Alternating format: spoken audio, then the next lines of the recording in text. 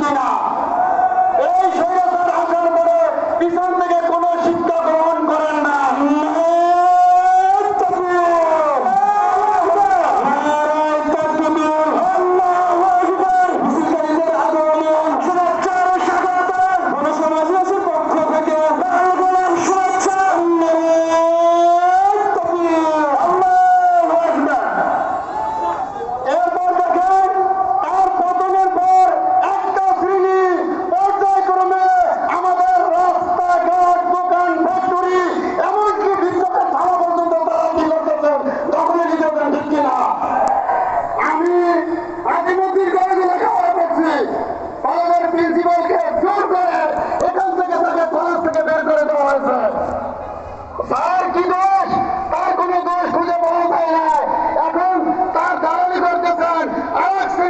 যারা পূর্বে এই স্বৈরাচারী শাসন কায়েম করছিল।